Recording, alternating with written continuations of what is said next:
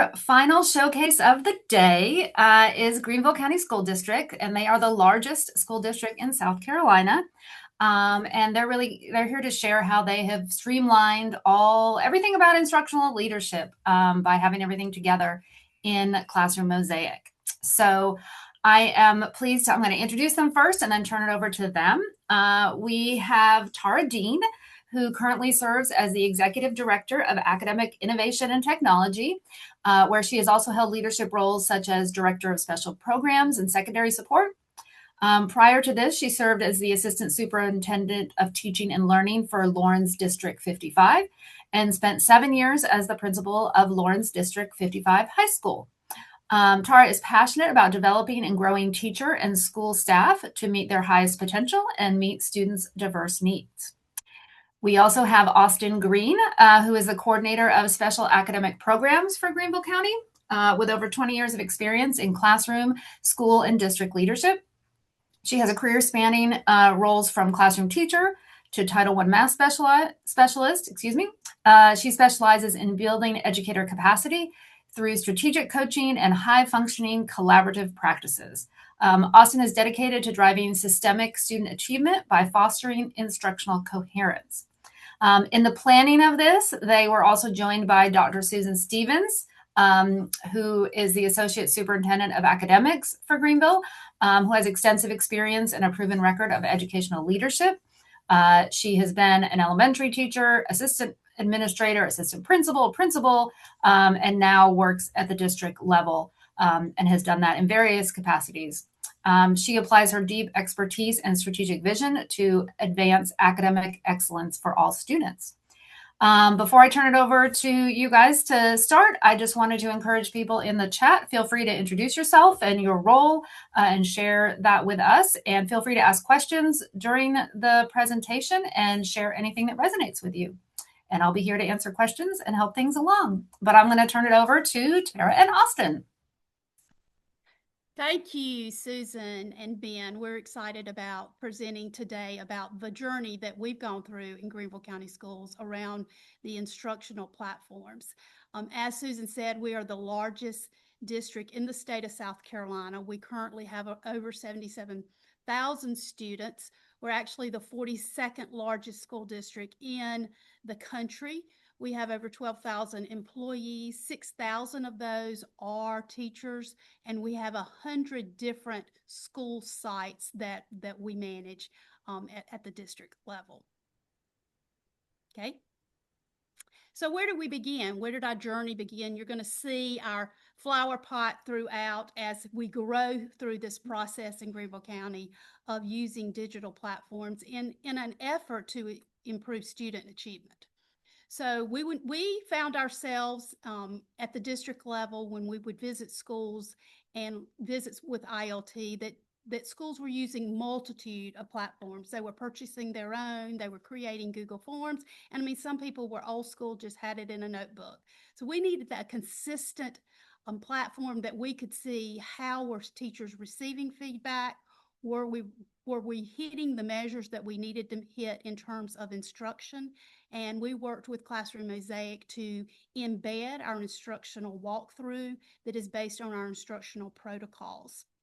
We wanted to make sure that we were providing high quality feedback, actionable feedback to our teachers that was very student-centered, that it was responsive, that the observer could give feedback immediately to the teacher, and then the teacher could respond based on questions or reflections based on his or her feelings about that observation.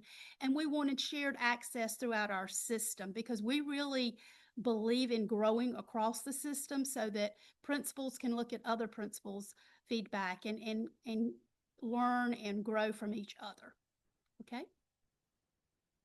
So what you're going to see here is just a picture of our professional learning cycle. All of our schools go through this process at the beginning of the year and then maintain this process throughout the year. There's going to be some terms in here that might be nuanced to our district, but you can see at the beginning, we do look at data. We look at quantitative data, but we also go through a learning walk process, which really gets all of our schools engaged in collecting qualitative data, again, focusing on the students, not on the teacher. We're really looking at what are kids giving us in the output, and then how do we adjust our support systems to change that and increase success. And so then we move to having an instructional focus. And so once they have that focus, we call that a theory of action. They create a plan that they will support students, think about the support that teachers need, and then the supports that the leadership need to make that happen. And then from that flows direct support, whether it's PD, whether it is coaching cycles, whether it is support connected directly to the PLC process. And then our administrators come alongside and feed that with feedback. We found that to be very important to move and make progress. And then you see that last stage is instructional rounds. They vary a little bit different for us than learning walks, because instructional rounds are kind of after we have a treatment applied, if you will, and we inspect to see, did it stick? Did it follow through? And what do we need to adjust and kind of go back to stage 4 and start that process again? What other professional development and needs do we need?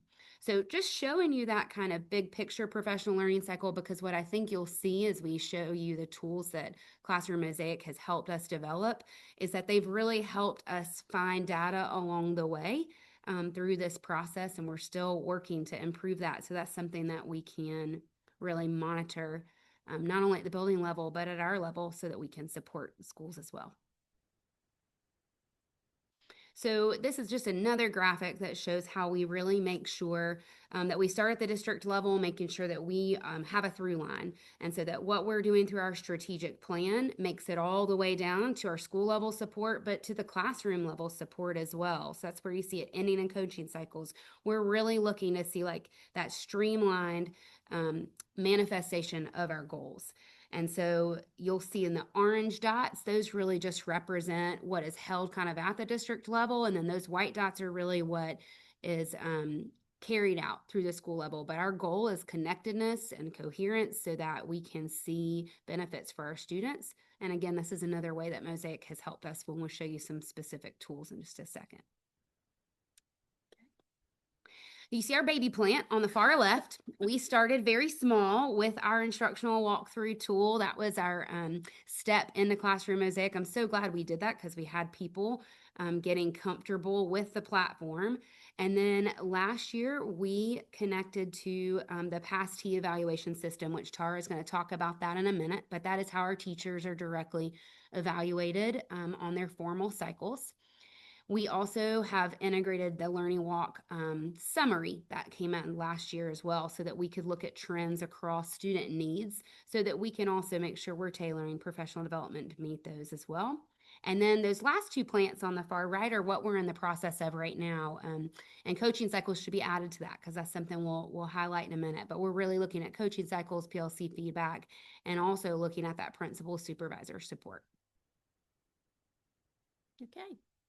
All right, so our baby plant, where we started with Classroom Mosaic when we saw that our schools across the 100 schools that we support, and our assistant superintendents were trying to support along with our academics department, we needed a consistent way of gathering feedback and giving feedback, and we wanted that system to be two-way between the observer and the observee.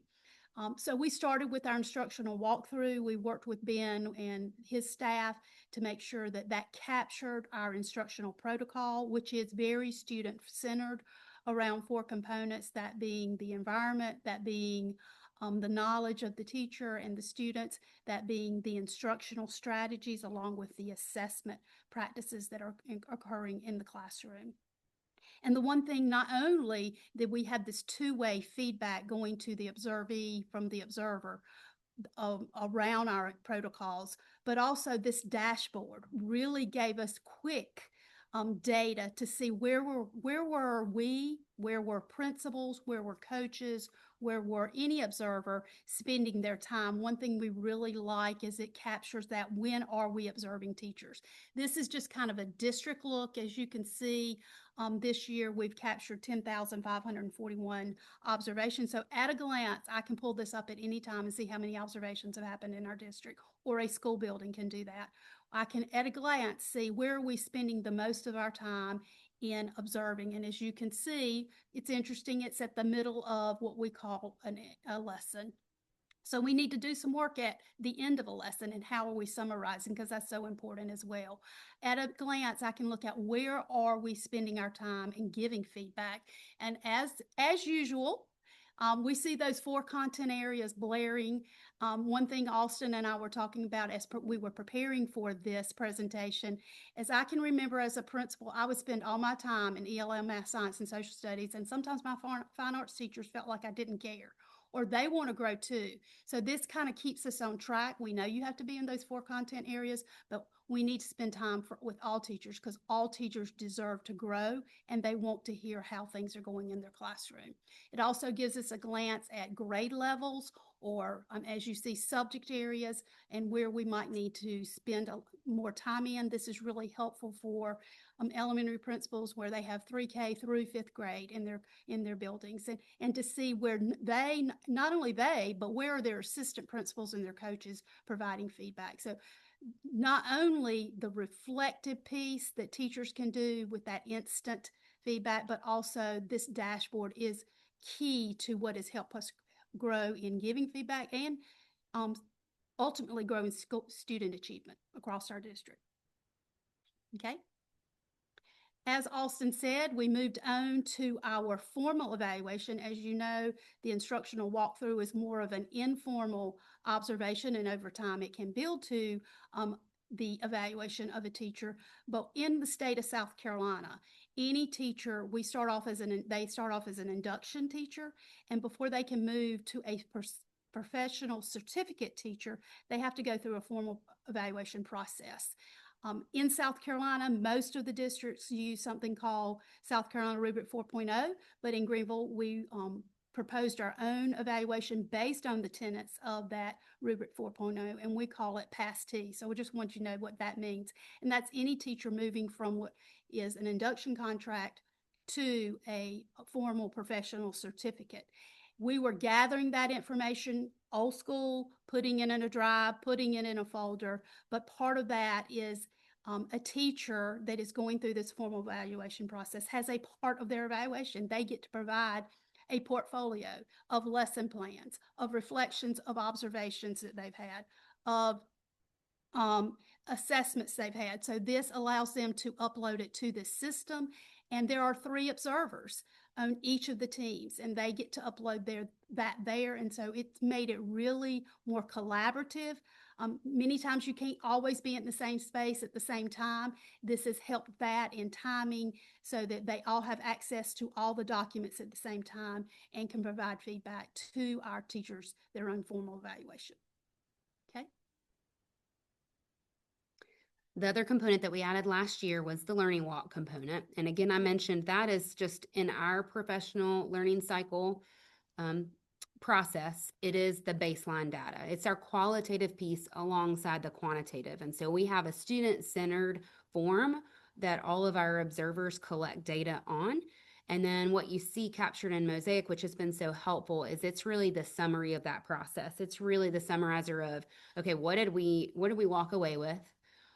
What answers to our quantitative data did we find? What are our next steps as a result of this? And then how do we want to share this feedback with our schools? And what are we thinking our focused area of our theory of action will be?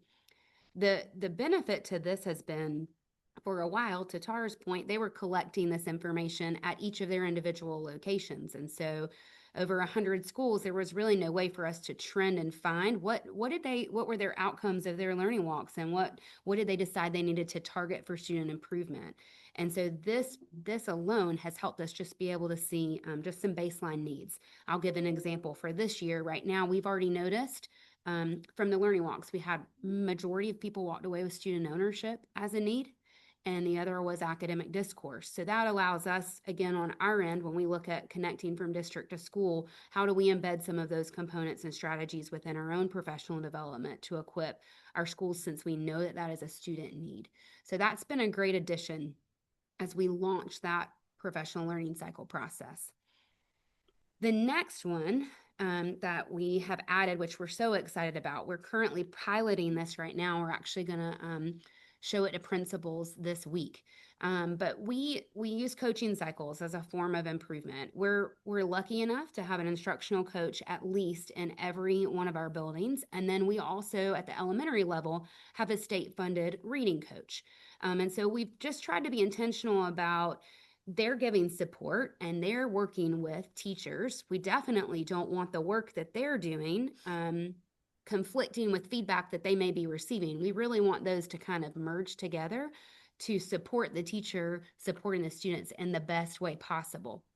So what you'll notice in some of these screenshots is just a picture of some of the tools we've created. Before I kind of walk through those, I just want to share we do use student-centered coaching, which is Diane Sweeney's model. So we really try to focus on the standard first and then bring all of the other strategies underneath the standard.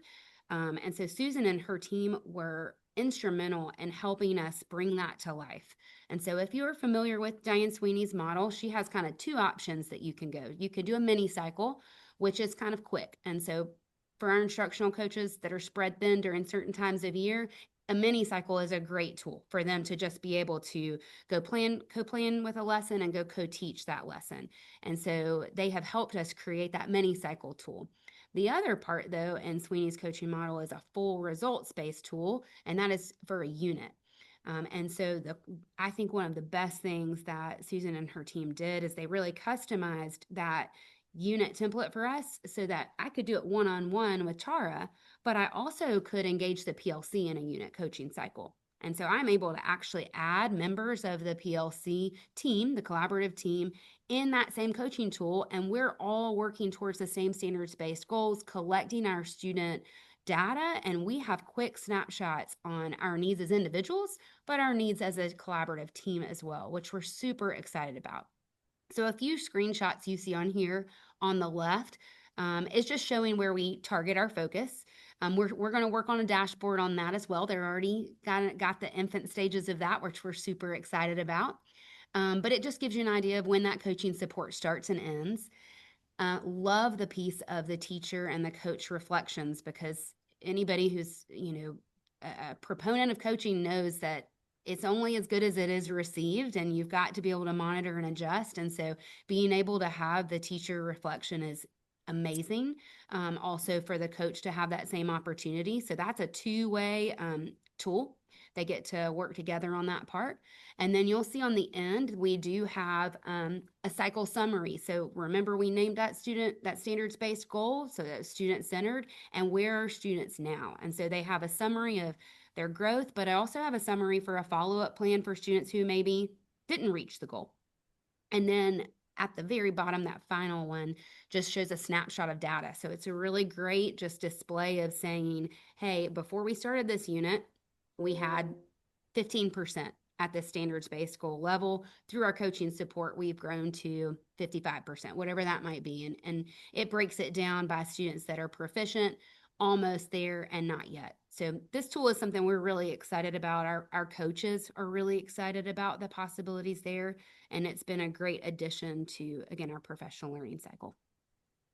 Okay, I will also add just about that coaching cycle and making it visible. Mm-hmm. It also is visible to the whole ILT team. So if I am observing that teacher during that coaching cycle, I can go in and view what's happening and making sure I give feedback that assists the coach and the teacher in the growth during that process. We also are in the pilot phases of what we call principal supervisor. In our district, in Greenville County, we are broken into two divisions. We have the academics department, and we really work with coaches and teachers around instruction and curriculum. But we also have school leadership division, and those are our assistant superintendents that evaluate and supervise our building level principals. And so they were looking for, how do we take all of these things that we ask a principal to do within a year, observations, portfolios, data review. And I visit with my principal 4 times a year if it's someone that's doing well, or I visit that building 1 time a month. Or in some of our buildings, because they're in what we call tier 3 support, I'm in that building every week. How do I capture all that and make it visible to the principal, because we're all about continuous improvement and a growth mindset. So Ben and Susan and their staff have really worked with us in trying to capture everything that in Greenville County and the state of South Carolina, we call it PDEP. Those are the standards that our principals are evaluated on. How do we keep that and capture that so that each time the supervisor is in the building, or each time the principal does something and there is evidence of that around those standards, that it captures it here. Here again, just like our coaching tool, our walkthrough tool, our learning cycle tool, this is a two-way communication. So even if they're not in the building, they can correspond around these, I'll call them artifacts. And we are piloting it now with a couple of principals, with a couple of our principal supervisors, and we're really excited because, as you can see, the learning activities are there, the learning walks, the PLC visits, the goal setting that we talked about in our map at the very beginning. We do something called skill wheel. All that can be uploaded in this system, and we're really excited about it. Instead of just having a notebook, I was in the old school process where I had to keep a notebook of all of my stuff. Here it is right here, our digital notebook in one place that is a two-way reflection between the supervisor and the principal. Okay. All right, we can advance. So our next steps, we're looking at, of course, piloting. We're going to make those live, and so our coaching cycle piece will continue to refine, as well as our principal supervisor tool. But where we want to go next is just look at that collaborative team feedback. We really believe in the PLC process, and that doesn't always tag on to a coaching cycle. And so the part that we're looking for is feedback for the teams and their collective work. So that's coming up on our horizon. And then we actually have another pilot group currently trying out this AI assistant to support in writing feedback. And we're also really excited because what we see on the horizon with that tool is being able to integrate our pacing guides, our instructional protocol, our GCS tools to assist the AI component of writing feedback. And I know our instructional leaders are super excited about that opportunity, again, to just streamline all of those tools and support the feedback for our teachers. Wonderful. Lots of wonderful things happening in Greenville County. I'm curious, I do have a question. Obviously, if anyone else has a question in the chat, we're happy to answer that as well. And I know Ben will be joining us back. Yeah, I'll go ahead and launch the poll. But I wanted to know if you had any specific advice for leaders in large districts like yourself when it comes to how to get a handle on this work when you're in such a large place with so many moving pieces. So you're exactly right. And I came from a very small district, and coming to Greenville it's getting your hands wrapped around so many schools. And, we have we have 6 assistant superintendents. And that's what caused us to need this tool, so that we can capture the data around where we need to provide supports and where we need to provide PD as a district. We have some structures in place with meeting structures. We have ILT, which is instructional leadership. We have DLT, which is district leadership. And we talk about all these tools. We talk about what is the need. That's where the principal supervisory ask came from, is in ILT. We talked about, okay, we're bringing in all these, the learning walk, the coaching tool, the PLC tool that's coming. They wanted something, how can we gather all this for a principal so they're not having to go to the coaching tool, they're not having to go specifically to the learning walk tool, but they can bring it all together. So I think you've got to have a structure where people come together on a consistent basis to talk about the needs and what is wanted. And we really have tried to put the end user as a part of the process. That is so key, and let them provide feedback. And I will say piloting tools is very important. And gathering that, I think, Austin, you can talk about the pilot of the coaching and how that's given you all feedback of the tweaks that need to be made. Anything you want to say about that? Yeah, I would definitely echo that. I mean, find your people who are going to take it and run with it. They're the experts with it, and then they can tell you exactly where their hiccups were, because that's exactly what we started with when we designed these tools. Is we thought what it might what would be great, what we thought looked like it would be. And then it's like, well, in reality, there's some hiccups and here's what we need to look at. The other just suggestion I would have is just find your best entry point. You saw our baby plant. We started with instructional walkthrough tools, and that got our people comfortable with the platform, and they actually wanted more support. And so that opened the door to our next steps, which has been pretty seamless since then. That's wonderful. I think one of the amazing things that I get to do in my role as a client success coach here is to have those conversations with you all as leaders and the teams of, whether it's coaches you bring in or principals that you bring in, so that we really can make sure it's meeting the need that you have. Because obviously it's about you all. And it's happening in large districts like you. And then I go right down the road to a super small rural district where they have 3 schools for the entire district, and yet they're doing the same work. They're having the same conversations about, how do we support principals? How do we support teachers? How do we make sure students are learning? And so, big or small, everyone's really focused on that same student growth and teacher support. So it's great to see how you're making it happen. Yeah. And so I guess a final question for you guys based on this poll. Some people are talking about their kind of next step is to become data informed and a coaching focused organization. So can you maybe give a couple of specific recommendations or things to be focused on as they are doing that work? So I think if you go back to a slide that Austin talked about in our, what I would call our continuous improvement learning cycle, where we talk about, the first thing you have to do is you have to look at the raw data. You have to look at, your test data and start there. And we start with that and we formalize some questions around that. And from that, that's when we go and say, well, let's go see what's actually happening in the building. We've got some thoughts about what might be the gap or the reason for the gap or what the issues may be, but we really need to go get eyes in the classroom from the view of the student, the end user. And that's where that learning walk comes in. And that happens at the beginning of the year.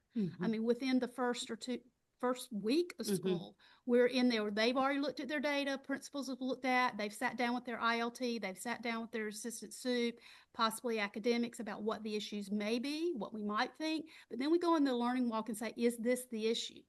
And we're looking at those 3 questions. We're also looking at our learning walk form. And that's what are students doing? How are they experiencing the learning? How are they interacting with the learning? Yeah. And then we come back together and we decide, okay, is this the issue? Is it not the issue? Do we need to go back in again? And that's when we've decided that problem of practice. I think that's where you bring it all together. And once you've decided what that problem of practice is and what is the principal going to do so that the teacher can, so that the students will.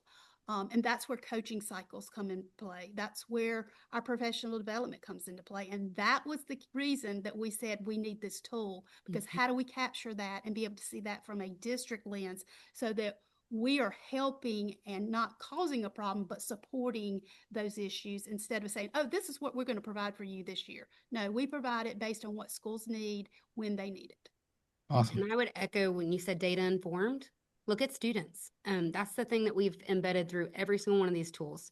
Our learning walk tool, our instructional protocol, our coaching cycle format, it's all eyes on kids first. They're our end user, and whatever that output looks like, then we adjust accordingly to increase that. Perfect. Well, we are going to close it out here. We are so thankful for our partnership with Greenville County Schools, and thank you for your presentation. We're thankful for all of the different school districts that got to share their work today. We have really enjoyed hearing from all of our partners and what this looks like.